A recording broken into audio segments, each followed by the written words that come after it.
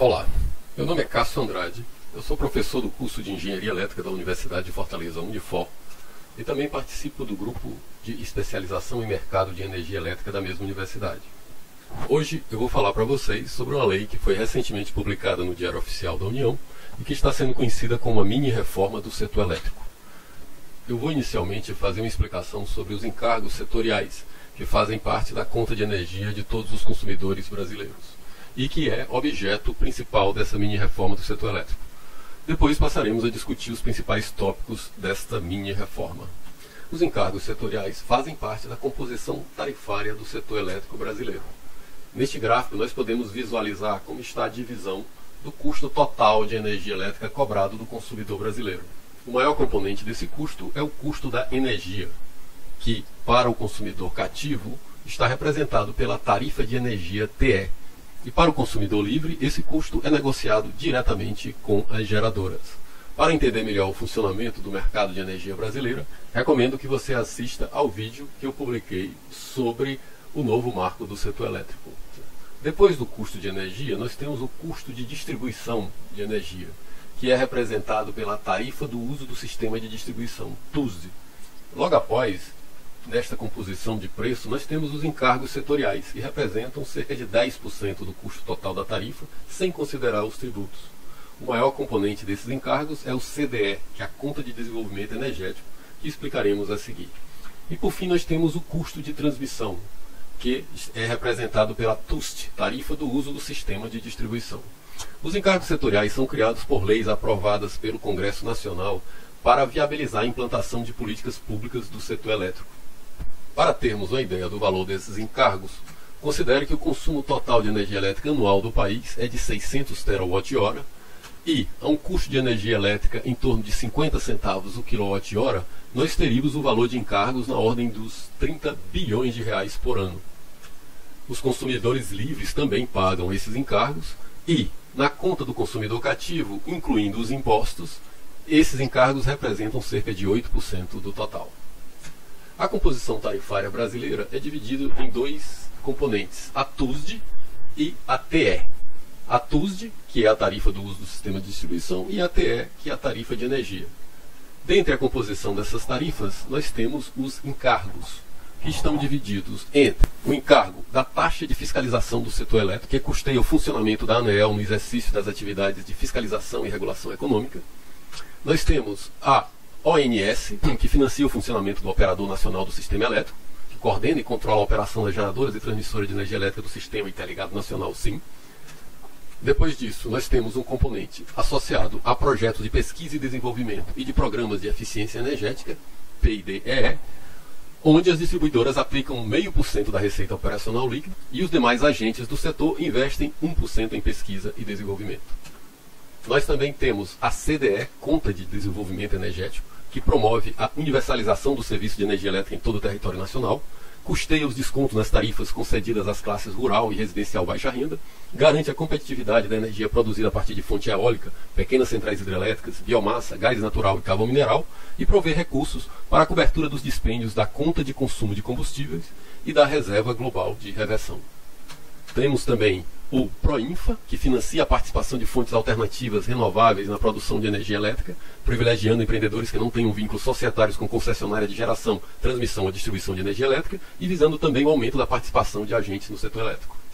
Na parte de tarifa de energia, nós temos a CFU-RH, que compensa estados, Distrito Federal e municípios pelo resultado da exploração de petróleo ou gás natural, de recursos hídricos para fins de geração de energia elétrica, de recursos minerais em seus respectivos territórios, plataforma continental, mar territorial ou zona econômica exclusiva. Além disso, nós temos a parte que custeia os encargos de serviços do sistema e os encargos de energia de reserva. Os encargos de serviço do sistema se compõem dos custos decorrentes da geração despachada, independentemente da ordem de mérito, por restrições de transmissão dentro de cada supermercado, a reserva de potência operativa em megawatts, disponibilizada pelos geradores para a regulação de frequência do sistema e sua capacidade de partida autônoma, a reserva de capacidade em MVAR, disponibilizada pelos geradores, superior aos valores de referência estabelecidos para cada gerador em procedimentos de rede do ONS, necessário para a operação do sistema de transmissão, e a operação de geradores, como compensadores síncronos, a regulação da tensão e os esquemas de corte de geração e alívio de cargas. Os encargos de energia de reserva correspondem à contratação de energia destinada a aumentar a segurança no fornecimento de energia elétrica do SIM, proveniente de usinas especialmente contratadas mediante leilões para este fim, incluindo os custos administrativos, financeiros e tributários, que são rateados entre os usuários finais de energia elétrica do SIM.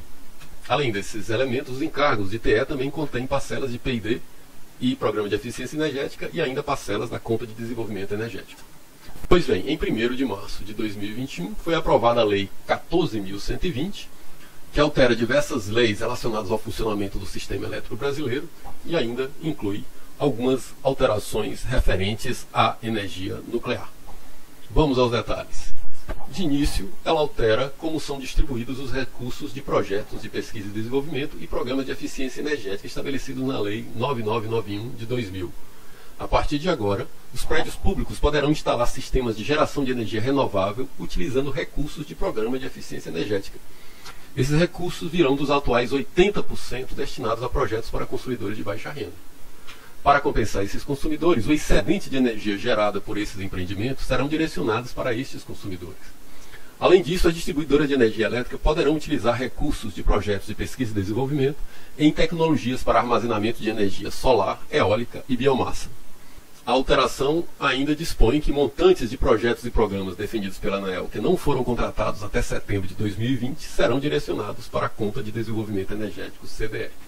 Sobre os recursos da Reserva Global de Reversão, que financia projetos de melhoria e expansão para empresas do setor energético e gera recursos para a reversão das instalações utilizadas na geração e transporte de energia em favor das concessionárias, a Lei 14.120 de 2021 altera a Lei 5655 de 1971, estabelecendo que parte dos recursos da RGR suprirá a conta da CDE e também pagará por valores não depreciados ativos de distribuição de energia elétrica classificados como sobra física.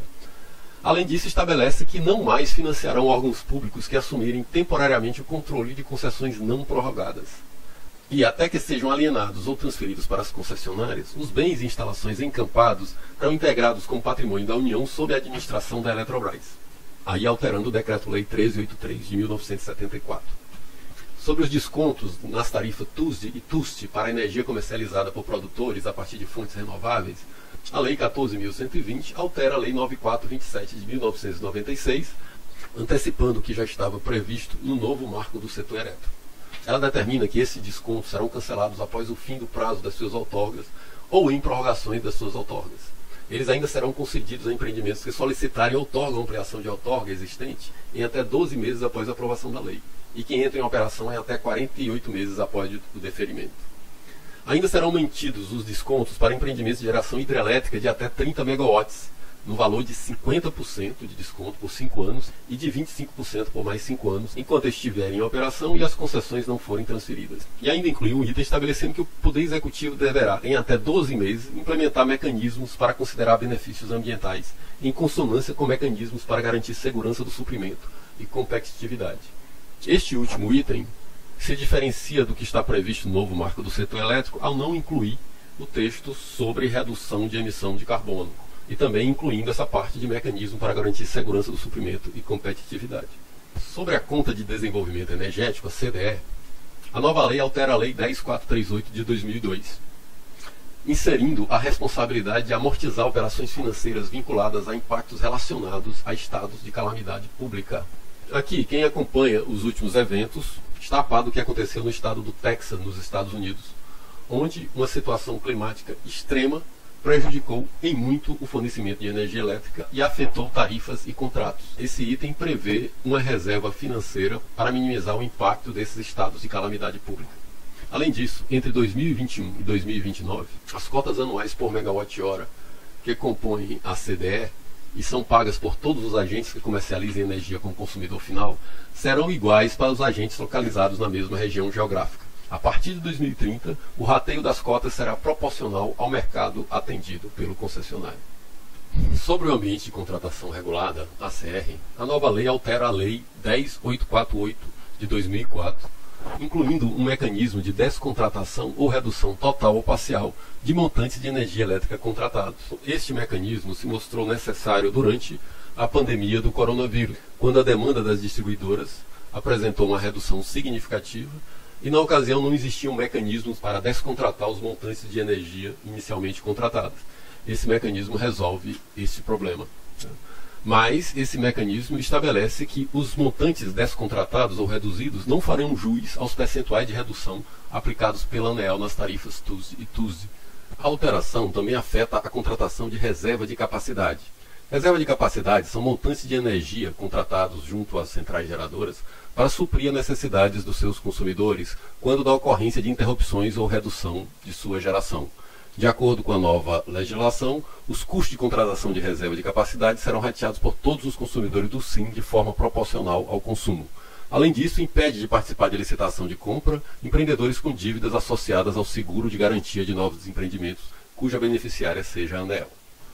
Sobre a Câmara de Comercialização de Energia Elétrica, a CCE, cujas atribuições estão estabelecidas na Lei 10.848 de 2004, a nova lei cria os agentes de comercialização varejista, outra opção que também estava prevista no novo marco do setor elétrico. Porém, ela oficializa esse tipo de agente de comercialização varejista, mas ainda não estabelece limites mais abrangentes para incluir novos consumidores no mercado livre. Trata-se de um primeiro passo para o estabelecimento total da comercialização varejista no país. Bom, a nova lei também altera a CCC. A CCC é a Conta de Consumo de Combustíveis. Ela é uma parcela da CDE, da Conta de Desenvolvimento Energético, que é utilizada para pagar a diferença entre a tarifa paga pelos sistemas isolados, que obviamente é mais cara, porque eles são atendidos por usinas térmicas, e o custo médio da energia que é paga no ambiente de contratação regulada. Essa diferença é custeada pela CCC, que a partir de agora passa a incluir gradualmente, até a totalidade em 2030, os custos de transmissão e os encargos setoriais. Também ela faz alterações sobre licitações de concessões que não forem prorrogadas. Sobre o risco hidrológico suportado pelos agentes de geração hidrelétrica, são participantes do Mecanismo de Realocação de Energia, MRE, fica alterada a Lei 13.203 de 2015, e estabelecendo condições de ressarcimento para empreendimentos que tiveram sua geração deslocada devido à geração térmica fora da ordem de mérito ou por importação sem garantia física. E, finalmente, a mini-reforma do setor elétrico acrescenta artigos que não estavam presentes nas leis anteriores do setor e se refere especificamente à energia nuclear. Ela permite que o Conselho Nacional de Políticas Energéticas, CNPE, autorize a outorga para Angra 3 por prazo de 50 anos e prorrogação não inferior a 20 anos. Além disso, ela já autoriza a celebração de contrato de comercialização para a energia gerada por Angra 3 com todos os consumidores do SIM, exceto os de baixa renda, rateando os custos, incluindo garantia física, de forma proporcional ao consumo e como adicional tarifário específico a ser definido pela ANEEL. Ainda estabelece reajustes para esse acréscimo tarifário com base na inflação e com variação do preço do combustível nuclear, e ainda um prazo de suprimento de 40 anos. Além disso, transfere para a União a totalidade das ações da Comissão Nacional de Energia Nuclear, CNEM, da empresa Nuclebras Equipamentos Pesados, Nucleb, e das Indústrias Nucleares do Brasil, INB, sendo as duas últimas transformadas em empresas públicas vinculadas ao Ministério das Minas e Energia. Além disso, ela prevê a criação de encargo a ser cobrado de consumidores livres e especiais para cobrir a parte da CE referente à amortização de operações financeiras vinculadas a impactos relacionados a estados de calamidade pública, que foi citado anteriormente. E assim finalizo minha explicação sobre a mini-reforma do setor elétrico. Agradeço a atenção e até o próximo vídeo.